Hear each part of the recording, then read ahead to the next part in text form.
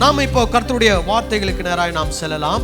இப்போ நம்ம போன வாரத்தோட 7வது சபையையும் நாம் என்ன பண்ணிட்டோம், பார்த்து முடித்து விட்டோம்.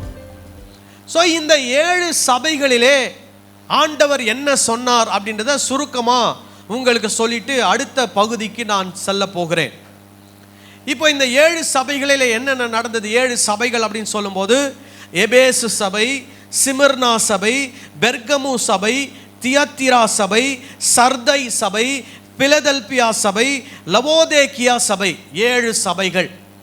இந்த 7 சபைகளிலும் என்னென்னலாம் சொல்லப்பட்டது அப்படின்னா, கிறிஸ்துவை பற்றிய வர்ணனை, டிஸ்கிரிப்ஷன் ஆஃப் கிரைஸ்ட், சபையை குறித்த ஒரு பாராட்டு, கமெண்டேஷன் ஆஃப் த சர்ச், சபையை கடிந்து கொள்ளுதல், ரெபியூக்கிங் த சர்ச், சபைக்கு ஒரு தீர்வு, ஒரு சொல்யூஷன் ஃபார் த சர்ச். அதுக்கப்புறமா அந்த சபை அந்த காரியங்களை கேட்டு மனம் திரும்பாத பட்சத்தில் கான்சிக்வென்ஸ், விளைவுகள் என்ன அப்படின்றது.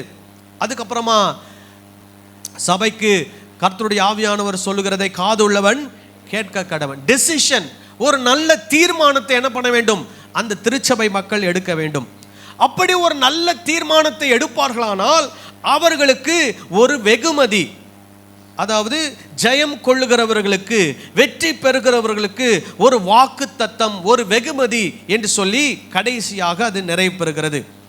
இப்போ இதில் என்னென்னலாம் நம்ம பார்த்தோம், கிறிஸ்துவை பற்றிய வர்ணனை என்ன, அவர் 7 நட்சத்திரங்களை என்ன பண்ணுகிறவர், உடையவர், 7 குத்து விளக்கின் மத்தியில் என்ன பண்ணி கொண்டிருக்கிறவர், உலாவுகிறவர், அவர் எல்லாவற்றையும் அறிந்தவர் அப்படின்னா முதல் முடிவானவர், அப்புறம் அவர் மரித்து உயிரோடு எழுந்தவர், அவருடைய வாயில என்ன இருக்குதான், இருபுறம் கருக்குள்ள பட்டயத்தை உடையவர், அவருடைய கண்கள் அக்கினி ஜுவாலை போன்ற கண்களை உடையவர், அவர் வெண்கலம், அதாவது எரிகிற வெண்கலத்தை போன்ற பாதங்களை உடையவர், அவர் ஜீவனின் அதிபதி, அப்புறம் எல்லா தூதர்களுக்கான அதிகாரத்தை உடையவர், அவர் பரிசுத்தமானவர், அவர் உண்மை உள்ளவர், தாவீதின் திறவுகோலை உடையவர், அவர் ஆமேன் என்பவர்,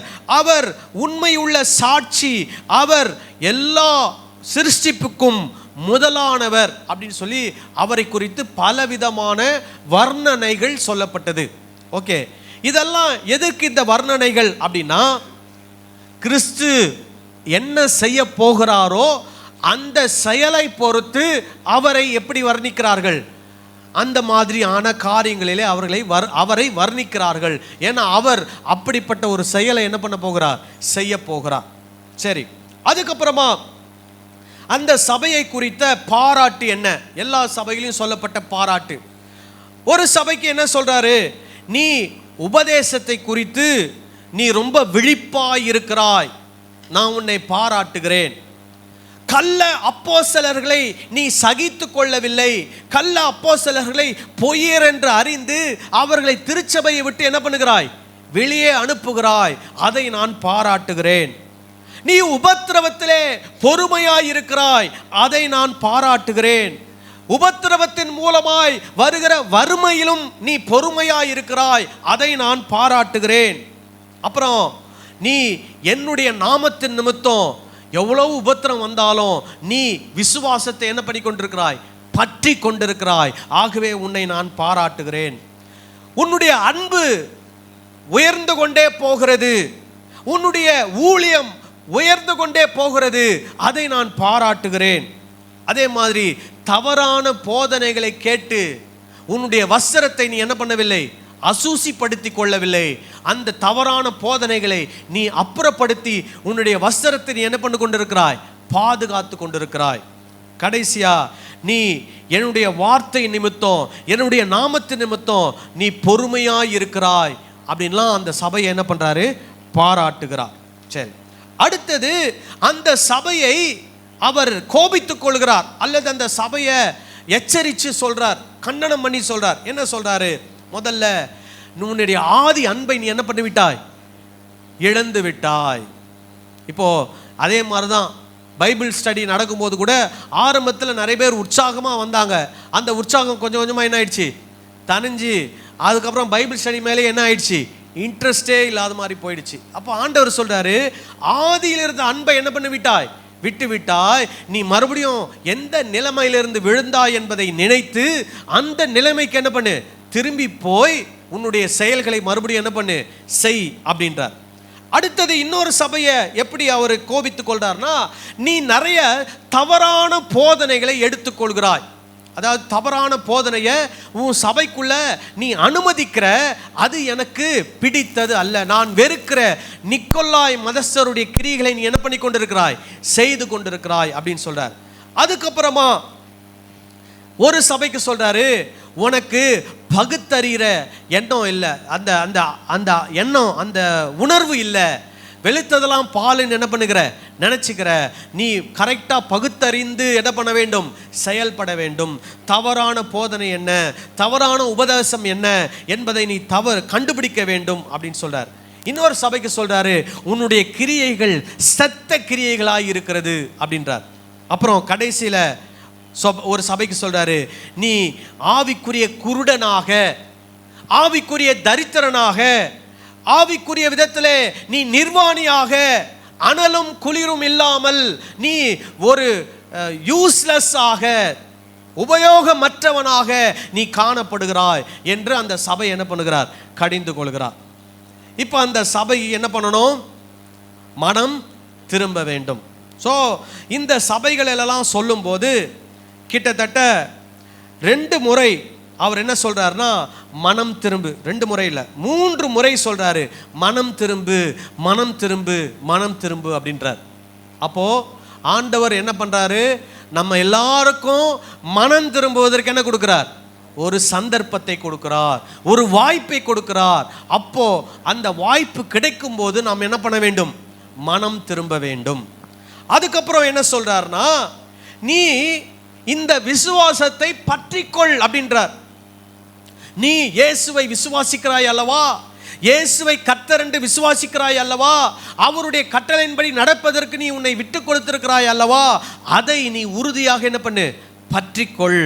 அதை விட்டு என்ன பண்ணாத, வலதுபுறமோ இடதுபுறமோ நீ என்ன பண்ணாத, சாய்ந்திராத.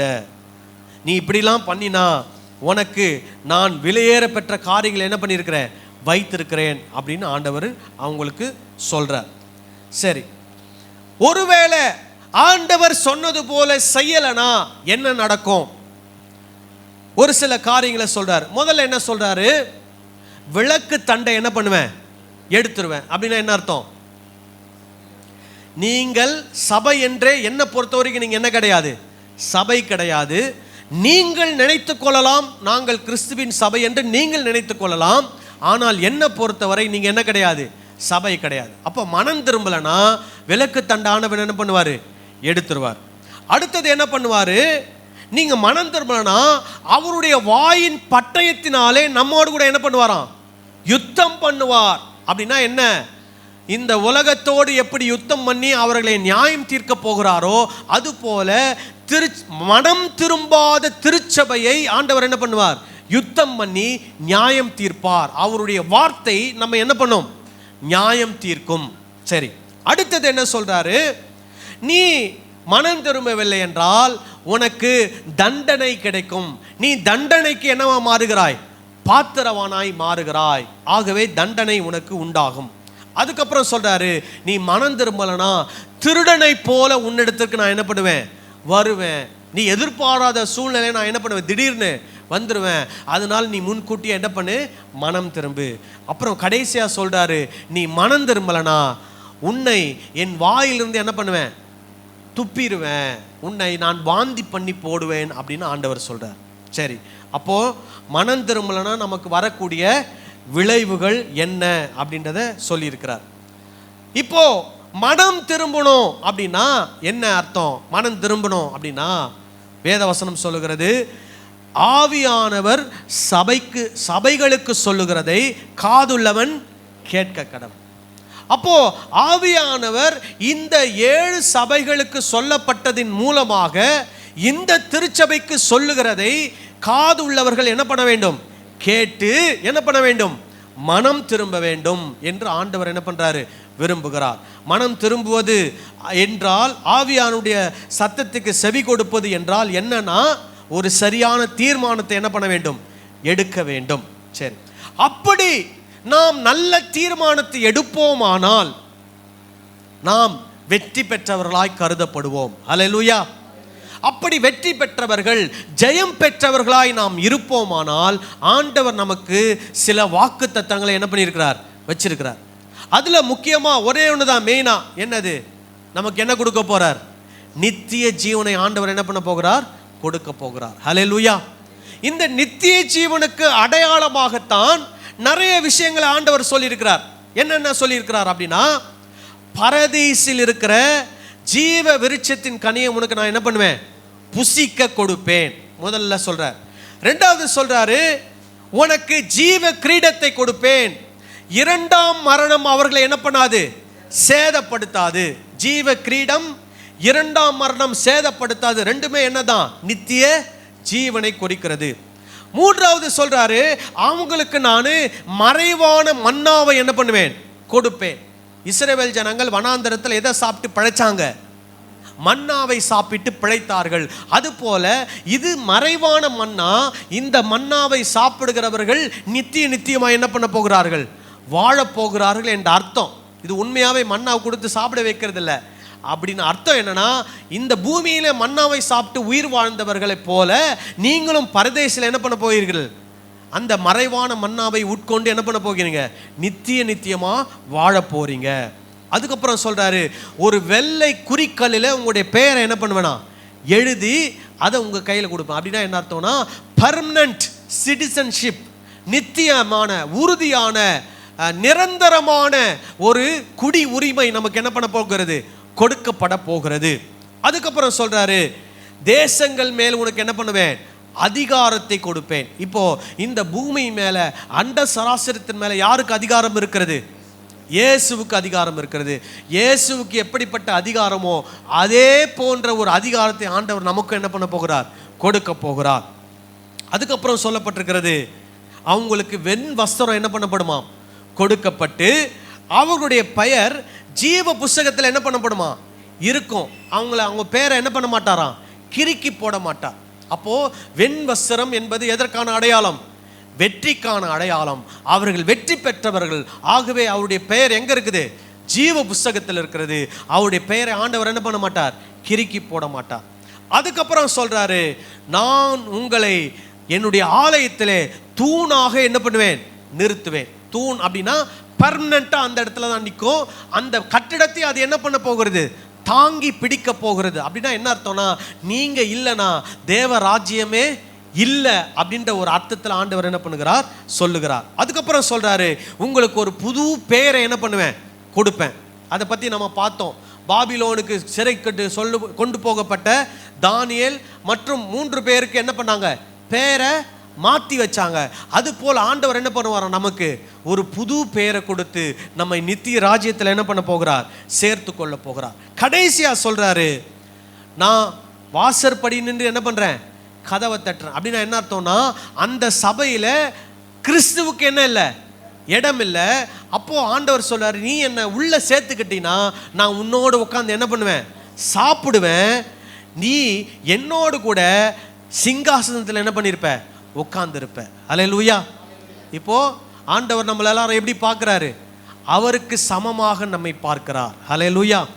அவர் உட்கார்ந்திருக்கிற அதே சிங்காசனத்தில் நம்மளும் என்ன பண்ணுவார்? உட்கார வைப்பார். இதெல்லாம் எந்தனுடைய வாக்கு தத்தம் அப்படின்னா, நித்திய ஜீவனை பெற்றுக்கொள்வதற்கான வாக்கு தத்தம். அல்லேலூயா. சரி, இந்த வாக்குகள்லாம் நிறைவேறினது போல வெளிப்படுத்துகிற விசேஷத்தில் எழுதப்பட்டிருக்கிறது. இந்த வாக்கு தத்தம் எப்ப சொல்றாரு? 2ஆம் அதிகாரம் 3ஆம் அதிகாரத்தில் சொல்லப்பட்ட வாக்கு தத்தம் எல்லாம் 20, 21, 22 வசனங்கள்ல என்ன ஆகிச்சான்? நிறைவேறினது போல எழுதப்பட்டிருக்கிறது. அந்த 3 அதிகாரமும் எதை குறிக்கும்னா, புதிய வானம் புதிய பூமி, இயேசுடைய அந்த புதிய காரியங்கள்ல என்ன நடக்கும் அப்படின்றத பத்தி என்ன பண்ணியிருக்கிறார்? யோவான் எழுதியிருக்கிறார். அப்போ இனிமேல் நடக்க போகிறது தான். ஆனா அது நடக்க போகிறதை முன்கூட்டியே என்ன பண்ணியிருக்கிறாங்க? 20, 21, 22 அதிகாரத்தில் என்ன பண்ணியிருக்கிறாங்க, எழுதி வச்சிருக்கிறாங்க. அங்கே இருக்கக்கூடிய வசனங்களை நீங்கள் வாசித்து பார்த்தீங்கன்னா அந்த இடத்துல எது இருக்குன்னா, ஜீவ விருட்சத்தின் கனி தருகிற அந்த ஜீவ விருட்சம் அங்கே இருக்கும். அதே மாதிரி 2ஆம் மரணம் அவங்களை என்ன பண்ணாது, சேதப்படுத்தாது. அங்கே வெள்ளை கல்லை குறித்து சொல்லப்பட்டிருக்கிறோம். மற்ற தேசங்கள் மேல் இருக்கக்கூடிய அதிகாரத்தை குறித்து சொல்லப்பட்டிருக்கோம். அவங்களுக்கு கொடுக்கப்படுகிற ஆடை குறித்து சொல்லப்பட்டிருக்கோம். அவங்களுடைய பெயர் ஜீவ புஸ்தகத்தில் இருப்பதை குறித்து சொல்லப்பட்டிருக்கோம். அவர்கள் தேவனுடைய ஆலயத்திலே தூண்களாய் இருப்பார்கள் என்பதை குறித்து சொல்லப்பட்டிருக்கோம். அவங்களுக்கு ஒரு புது ஊர், புது ஜெருசலேம், அந்த அந்த நகரம் அவங்களுக்காக என்ன பண்ணப்பட்டிருக்குதான், ஆயத்தம் பண்ணப்பட்டு வைக்கப்பட்டிருக்கிறதை குறித்து சொல்லப்பட்டிருக்கோம்.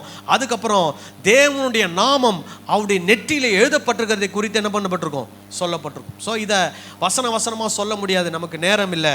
அதனால 20, 21, 22 வாசித்து பார்த்தீங்கன்னா இங்கே 2, 3 அதிகாரங்களில் சொல்லப்பட்ட எல்லா வாக்குகளும் அங்கே நிறைவேறினது போல என்ன பண்ணப்பட்டிருக்குது, எழுதப்பட்டிருக்கிறது. ஹல்லேலூயா. சரி, இப்போ இந்த 7 சபைகளிலே நாம் ஒவ்வொரு வாரமும் கேட்டதிலிருந்து நாம் கற்றுக்கொள்ளக்கூடிய விஷயம் என்ன? ஒவ்வொரு வாரமும் ஒவ்வொரு விஷயத்தை உங்களுக்கு சொன்னேன். அதெல்லாம் உங்களுக்கு ஞாபகம் இருக்கும். சில நேரத்தில் என்ன பண்ணியிருப்பீங்க, மறந்து போயிருப்பீங்க. ஸோ இதை 7த்தையும் சேர்த்து சுருக்கமாக உங்களுக்கு சில குறிப்புகளை சொல்கிறேன். அதுதான் நம்முடைய வாழ்க்கையில் நம்ம என்ன பண்ண வேண்டும், செயல்படுத்த வேண்டும், கடைபிடிக்க வேண்டும். சரி, முதல்ல கிறிஸ்து சபையிடத்தில் என்ன எதிர்பார்க்கிறார்? முதலாவது என்ன எதிர்பார்க்கிறார், என்ன சொல்றாரு கிறிஸ்து அப்படின்னா, இந்த திருச்சபையில் இருக்கக்கூடிய ஒவ்வொரு சீஷனுடைய செயல்களையும் நான் என்ன பண்ணியிருக்கிறேன், அறிந்திருக்கிறேன். ஹல்லேலூயா. என்ன செயல்? அதாவது நீங்க வேத வசனத்தின்படி செய்த செயலையும் ஆண்டவர் அறிந்திருக்கிறார். நீங்கள் வேத வசனத்துக்கு எதிராக செய்த செயல்களையும் ஆண்டவர் என்ன பண்ணியிருக்கிறார், அறிந்திருக்கிறார். அதை நம்ம என்ன பண்ணக்கூடாது, மறந்துடக்கூடாது. சில நேரங்களில் நாம் செய்யக்கூடிய நற்செயல்கள் எல்லாருக்கும் தெரியாமல் இருக்கலாம். நாம் செய்யக்கூடிய வேத வசனத்தின்படி நாம் நடக்கக்கூடிய அந்த நடைகள், செயல்பாடுகள் சபை போதகருக்கு தெரியாமல் இருக்கலாம், சபை மக்களுக்கு தெரியாமல் இருக்கலாம். ஆனால் இந்த சபைக்கு தலையாயிருக்கிற கிறிஸ்து அதை என்ன பண்ணியிருக்கிறார், அறிந்திருக்கிறார், அதை பார்த்து கொண்டிருக்கிறார். அதே மாதிரி நீங்க வேத வசனத்தின்படி நடக்காமல் வேத வசனத்துக்கு எதிராக பண்ணுகிற செயல்களையும் கிறிஸ்து என்ன பண்ணியிருக்கிறார், அறிந்திருக்கிறார். இது நம்முடைய மனதிலே ஆழமாக என்ன பண்ணியிருக்கணும், பதிந்திருக்க வேண்டும். ஹல்லேலூயா. ஓகே, ரெண்டாவது, சரி, அதற்கு ஒரு வசன குறிப்பு இருக்குது, ஆனால் நமக்கு டைம் இல்லை. நான் ரெண்டாவது என்ன சொல்றாரு அப்படின்னு பார்ப்போம். கிறிஸ்து என்ன எதிர்பார்க்கிறார் அப்படின்னா, திருச்சபையானது போதனைகளை தற்காத்து கொள்ள வேண்டும். என்ன போதனைகளை தற்காக்க வேண்டும்? கிறிஸ்து நமக்கு என்ன போதனைகளை கற்றுக் கொடுத்திருக்கிறாரோ, அப்போஸ்தலர்கள் நமக்கு என்ன போதனைகளை கற்றுக் கொடுத்திருக்கிறார்களோ அந்த போதனைகளை பாதுகாக்க வேண்டியது யாருடைய கடமை? திருச்சபையினுடைய கடமை. ஹல்லேலூயா. நம்ம என்ன பண்ணக்கூடாது, எந்த ஒரு சூழ்நிலையிலும் தவறான போதனைகளை சபைக்குள்ள அனுமதிக்க கூடாது. இதை கிறிஸ்து என்ன பண்ணுகிறார், எதிர்பார்க்கிறார். ஹல்லேலூயா. இப்போ என்ன பொறுத்த வரைக்கும் நான் அந்த மாதிரி தவறான போதனைகளை அல்லது போதிக்கிறவர்களை இந்த திருச்சபைக்குள்ள என்ன பண்ண மாட்டேன், கொண்டு வர மாட்டேன். நீங்க உங்க வீட்டுக்குள்ள இப்படிப்பட்ட பொய்யான தவறான போதனைகளை போதிக்கக்கூடிய கள்ள போதகருடைய போதனைகளை உங்க வீட்டுக்குள்ள நீங்க என்ன பண்ணக்கூடாது, கொண்டு வரக்கூடாது. அதற்கு நீங்கள் அனுமதி என்ன பண்ணக்கூடாது, கொடுக்கக்கூடாது. ஒரு சில போதகர்கள் உங்களுக்கு தெரிந்தவர்களாக இருப்பாங்க. அவங்க உங்க வீட்டுக்குள்ள வருவாங்க, உங்களுக்காக வந்து ஜெபம் பண்ணுவாங்க. அவங்க சில நேரங்களில் தவறான போதனைகள் உங்களுக்கு என்ன பண்ணலாம், கற்றுக் கொடுக்கலாம். அவைகளை குறித்து நீங்கள் எப்படி இருக்கணும், எச்சரிக்கையாக இருக்கணும். சிலர் என்ன பண்ணுறாங்கன்னா, சில நிறைய ஊழியர்களை தேடி ஓடுறாங்க. ஊழியர்களை தேடி என்ன பண்ணுறாங்க, ஓடுறாங்க. அங்கே போய் என்ன பண்ணுறாங்க, தவறான போதனைகளை கற்றுக்கொண்டு வந்து திருச்சபையில் இருக்கக்கூடிய சிலரை என்ன பண்ணுறாங்க, கெடுக்கிறதற்கு முயற்சி பண்ணுறாங்க. அப்படிப்பட்ட நபர்களை குறித்து நாம் எப்படி இருக்கணும்? எச்சரிக்கையாக இருக்கணும். இன்னொரு விதத்தில் வீடுகளிலே டிவி மூலமாக, வாட்ஸ்அப் மூலமாக, யூடியூப் மூலமாக நிறைய கள்ள போதகர்கள் என்ன பண்ணி கொண்டிருக்கிறார்கள்? வந்து கொண்டிருக்கிறார்கள். ஆகவே அவர்களை நாம் ஒரு நாள் என்ன பண்ணக்கூடாது? அனுமதிக்கக்கூடாது. நாம் சரியான போதனை, கிறிஸ்துவின் போதனை, அப்போஸ்தலருடைய போதனையை நம்ம என்ன பண்ண வேண்டும்? பாதுகாக்க வேண்டும். அந்த போதனையில நம்ம என்ன பண்ண வேண்டும்? வாழ வேண்டும். அதை கிறிஸ்து என்ன பண்ணுகிறார்? எதிர்பார்க்கிறார். ஹல்லேலூயா. மூன்றாவது, கிறிஸ்து எப்படிப்பட்ட சீஷர்களை திருச்சபையில எதிர்பார்க்கிறார் அப்படின்னா, கிறிஸ்துவுக்காக சேவை செய்கிற, கிறிஸ்துவுக்காக வேலை செய்யக்கூடிய, கிறிஸ்துவுக்காக பணியாற்றக்கூடிய சபையை ஆண்டவர் என்ன பண்ணுகிறார்? எதிர்பார்க்கிறார். ஹல்லேலூயா. இப்போ நாம எல்லாரும் ஒரே வேலையை செய்ய முடியாது. நாம ஒவ்வொருத்தரும் திருச்சபை, தேவ ராஜ்யம், இதில் நம்மளால் முடிஞ்ச ஒரு வேலையை செய்து திருச்சபைக்கும் தேவ ராஜ்யத்துக்கும் எப்படி இருக்கணும்? பிரயோஜனம் உள்ளவர்களாக இருக்க வேண்டும். ஹல்லேலூயா. அதாவது இப்போ உதாரணத்துக்கு நம்ம இங்கே திருச்சபையிலேருந்து மிஷினரிகள் யாரும் இங்கேருந்து என்ன பண்ணலை, போல. அப்படி போகாத பட்சத்தில் நம்ம என்ன பண்ணுறோம்? நம்மளுடைய பணத்தை நாம் சேகரித்து, பொருளாதாரத்தை கலெக்ட் பண்ணி, மிஷினரி ஊழியம் செய்கிற ஒருத்தருக்கு நம்ம என்ன பண்ணுறோம்? சபையின் சார்பாக உதவி செய்கிறோம். அப்போ அவர் ஊழியம் செய்கிறாரு. அப்போ அவர் செய்கிற ஊழியத்துக்கு யார் ஒரு பங்காக இருக்கிறோம்? இந்த திருச்சபை ஒரு பங்காக இருக்கிறோம். ஸோ ஏதோ ஒரு விதத்தில் தேவ ராஜ்யத்துக்கும் திருச்சபைக்கும் என்னவா இருக்கிறோம்? பிரயோஜனமாக இருக்கிறோம். அப்படிப்பட்ட விசுவாசிகள், சீஷர்களை இயேசு எதிர்பார்க்கிறார். ஹல்லேலூயா. அடுத்தது, ஒரு உண்மையான தூய்மையான திருச்சபையாக நாம் இருக்க வேண்டும் என்று ஆண்டவர் விரும்புகிறார். அப்படின்னா என்ன அர்த்தம்னா, முதல்ல நம்ம உபதேசத்தை பாதுகாக்கிறோம். ரெண்டாவது, தவறான உபதேசத்துக்கு ஒத்து போகக்கூடாது. அதாவது சிலர் வந்து என்ன பண்ணுவாங்கன்னா, சபைக்குள்ளே இருக்கிறதுக்கும் கேட்டு ஆமான் சாமின்னு போட்டுக்குவாங்க. வெளியே இருக்கக்கூடிய தவறான போதனையும் என்ன பண்ணுவாங்க? கேட்டு என்ன பண்ணுவாங்க? ஆமான்னு வாங்க. 3+3 எத்தனை? 3+3 6, 3+3 5.5, 3+3 6.5. இதில் எது கரெக்டு? ஆனால் சிலர் என்ன சொல்லுவாங்கன்னா, 3மே கரெக்டுன்னுவாங்க. அப்படி தவறான காரியங்களோடு ஒத்து போகிறவங்களாய் நாம் என்ன பண்ணக்கூடாது? இருக்கக்கூடாது. உண்மை இதுதான் உண்மைனா அதற்காக நாம் வைராக்கியமாக என்ன பண்ணணும்? நிற்கணும். 6னா 6 தாங்க, 5.5 கிடையாது, 6.5 கிடையாது, 6 தான் அப்படின்னு என்ன பண்ணணும்? அந்த சரியான போதனைக்காக நிற்க வேண்டும். மற்ற தவறான போதனைகளை கேட்டு அதற்கும் நீங்கள் என்ன பண்ணக்கூடாது? சம்மதித்து அதோடு காம்ப்ரமைஸ் ஆகக்கூடாது. சரிங்களா? அப்படிப்பட்ட விசுவாசிகளை தேவன் எதிர்பார்க்கிறார். அடுத்தது, ஆண்டவராகிய இயேசு கிறிஸ்துவை விசுவாசிப்பதின் நிமித்தம், ஆண்டவராகிய இயேசு கிறிஸ்துவுடைய திருச்சபையாக இருப்பதன் நிமித்தம், ஆண்டவராகிய இயேசு கிறிஸ்துவுடைய கட்டளைகளின்படி வாழ்வதின் நிமித்தம் நமக்கு வரக்கூடிய எல்லா உபத்திரவம், கஷ்டம், வேதனை, துக்கம், கண்ணீர் எல்லாவற்றின் மத்தியிலையும் கிறிஸ்துவுக்காக பொறுமையாக சகிக்கிற சபையை ஆண்டவர் எதிர்பார்க்கிறார். அல்லேலூயா. என்னென்ன சொன்ன? ஆண்டவராகிய இயேசு கிறிஸ்துவை விசுவாசிப்பதின் நிமித்தம், ஆண்டவராகிய இயேசு கிறிஸ்துவுடைய திருச்சபையாக இருப்பதின் நிமித்தம், ஆண்டவராகிய இயேசு கிறிஸ்துவுடைய போதனைகளை கேட்டு அதன்படி வாடுவதன் நிமித்தம் நமக்கு என்ன வரும்? உபத்திரவம், போராட்டம், பிரச்சனை, கண்ணீர், கவலை, துக்கம், தரித்திரம் எல்லாம் வரும். அதன் மத்தியிலே அவருக்காக பொறுமையாக என்ன பண்ண கொள்ளணும்? சகித்து கொண்டு வாழ வேண்டும். ஹல்லேலூயா. அப்படிப்பட்ட திருச்சபை ஆண்டவர் என்ன பண்ணுகிறார்? எதிர்பார்க்கிறார். ஆண்டவர் எதிர்பார்க்கிறது இன்னொன்று என்னன்னா, திருச்சபைக்குள்ள வரக்கூடிய அல்லது திருச்சபை இங்கே இந்த ஊரில் 14-15 சபை இருக்குன்னா எல்லா சபையும் எங்கே வரணும்?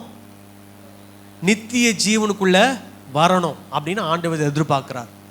ஆண்டவருடைய எதிர்பார்ப்பு என்ன? இப்போ இந்த அயனம்பாக்கத்தில் ஒரு 15 சபை இருக்குன்னா எல்லா சபையும் எங்கே வரணும்? நித்திய ராஜ்யத்துக்குள்ள வரணுன்றது அவருடைய எதிர்பார்ப்பு. ஆண்டவர் சொல்லுகிற எச்சரிக்கையை கேட்டு அந்த சபைகள் நடந்து கொள்ளவில்லை என்றால் அவர்கள் நித்திய ஜீவனை இழந்து போவதற்கான வாய்ப்புகள் இருக்கிறது. அதுதான் ஆண்டவர் என்ன சொல்றாரு, அந்த என்ன சொல்றது, விளக்கு தண்டை என்ன பண்ணிடுவேன்? எடுத்துருவேன்றாரு. வாயிலிருந்து என்ன பண்ணிடுவேன்? துப்பிடுவேன்றாரு. இல்லை சபைக்கு வெளியே நான் என்ன பண்ணிடுவேன்? போயிடுவேன் அப்படின்னு சொல்றாரு. இந்த 3 அறிகுறி என்ன அறிகுறினா அந்த சபை நித்திய ஜீவனை இழந்து போவதற்கு என்ன இருக்கிறது? வாய்ப்பு இருக்கிறது. இன்னைக்கு நிறைய பேர் போதிக்கிறாங்க, ஒரு வாட்டி ரட்சிக்கப்பட்டா அவர் கடைசி வரைக்கும் அந்த ரட்சிப்பை என்ன பண்ண முடியாது? இழக்க முடியாது அப்படின்னு போதிக்கிறவர்கள் நிறைய பேர் இருக்கிறாங்க. ஆனால் அப்படி அல்ல. நம்ம கிறிஸ்தவத்தை எப்படி பார்க்கணும்னா, கிறிஸ்தவம் என்பது தேவனோடு உள்ள ஒரு உறவு. உறவு என்று சொல்லி வரும்போது அந்த உறவில் என்ன வரலாம்?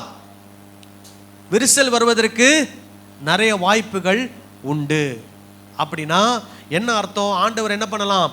அந்த விரிசல் உண்டாகும் போது நாம் மனம் திரும்பாத போது விளக்கு தண்டை ஆண்டவர் என்ன பண்ணி விடுவார்?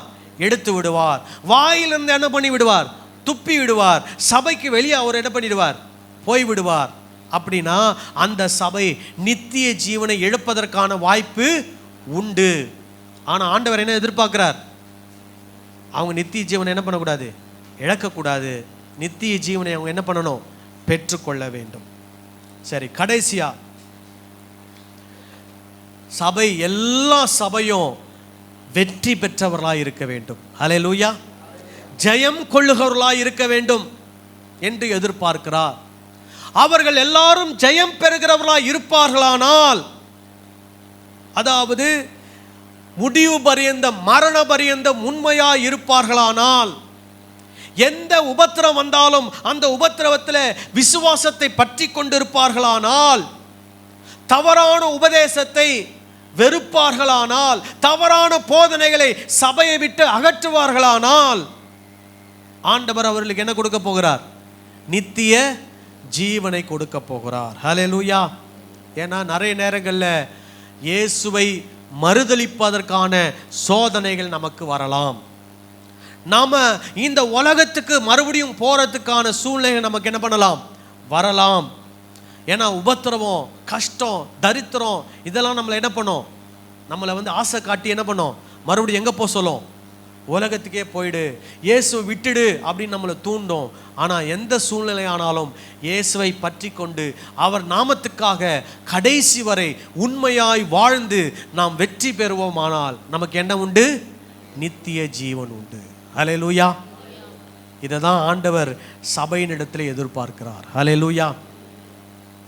ஸோ இப்போ எங்கே வெளிப்படுத்துகிற விசேஷத்தில் என்ன நடக்குதுன்னா, முதல்ல ஃபஸ்ட்டு ப்ரெஃபரன்ஸ் யாருக்கு? சபைக்கு. ஸோ சபை என்னென்ன குறை இருக்குது, அந்த குறையெல்லாம் அவங்க என்ன பண்ணணும்? சரி செய்து கொள்ளணும். ஏன்னா ஒரு நியாய தீர்ப்பு என்ன பண்ண போகிறது? வரப்போகிறது. அதை தான் நம்ம அடுத்து பார்க்க போகிறோம். 4ஆம் அதிகாரம் 1 வசனத்திலிருந்து 8ஆம் அதிகாரம் 5ஆம் வசனம் வரை இந்த பூமியிலே நடக்க போகிற கடைசி நியாய தீர்ப்பு எப்படி நடக்கும்? அப்போ ஆண்டவர் என்ன சொல்ல வராரு? நியாய தீர்ப்பு வருவதற்கு முன் சபை என்ன பண்ணணும்? தன்னை ஆயத்தப்படுத்தி கொள்ள வேண்டும். தன்னை சபை ஆயத்தப்படுத்தி கொள்ளுமானால் சபை என்ன பண்ணப்படும்? எடுத்துக்கொள்ளப்படும். அதன் பின்பு இந்த பூமிக்கு என்ன வரும்? நியாய தீர்ப்பு வரும் அப்படின்னு ஆண்டவர் சொல்றார். ஸோ நம்ம அடுத்த வாரம் இந்த 4ஆம் அதிகாரம் 1 வசனத்திலிருந்து 8ஆம் அதிகாரம் 5ஆம் வசனம் வரைக்கும் நடக்க போகிற சம்பவங்களை என்ன பண்ண போகிறோம்? ஒவ்வொன்றாய் பார்க்க போகிறோம். இதே விஷயம்தான் மறுபடியும் என்ன போகுது? ரிப்பீட் ஆக போகுது. 3 வாட்டி ரிப்பீட் ஆகும். இது அடுத்த வாரம் பண்ணுறது முதல் வாட்டி, அதுக்கப்புறம் 2 வாட்டி என்ன ஆகும்? அதே விஷயம் ரிப்பீட் ஆகும். அதனுடைய அர்த்தம் என்னன்னா, சொன்னதையே திரும்ப என்ன பண்ணுறாங்க? சொல்கிறாங்க. கூடுதல் தகவலோடு என்ன பண்ணுறாங்க? சொல்கிறாங்க. ஆனால் இதெல்லாம் நடப்பதற்கு முன்பு ஆண்டவர் திருச்சபை என்ன பண்ண விரும்புகிறார்? சுத்திகரிக்க விரும்புகிறார். திருச்சபையுடைய குற்றங்களை அவர்களுக்கு என்ன பண்றார்? சுட்டி காட்டுகிறார். திருச்சபை மனம் திரும்ப வேண்டும். அவர்கள் இந்த நியாய தீர்ப்புல என்ன பண்ணக்கூடாது? மாட்டிக்கொள்ளக்கூடாது. ஆகவே இவர்கள் காப்பாற்றப்பட வேண்டும். நித்திய ஜீவனை என்ன பண்ண வேண்டும்? சுதந்திரித்துக் கொள்ள வேண்டும் என்று ஆண்டவர் விரும்பி அவர்களுக்கு முன்கூட்டியே இந்த எச்சரிப்புகளை அவர்களுக்கு என்ன பண்ணுகிறார்? கொடுக்கிறார். ஹல்லேலூயா. அப்ப இப்ப நம்ம கேட்டதுபடி இன்றைக்கு இயேசு சபையில என்ன எதிர்பார்க்கிறாரோ அந்த எதிர்பார்ப்பை பூர்த்தி செய்கிறவர்களாய் இந்த திருச்சபை என்ன பண்ண வேண்டும்? இருக்க வேண்டும். ஹல்லேலூயா. நம்ம எல்லாரும் நம்ம ஒப்பு கொடுத்து ஜெபம் பண்ணுவோமா?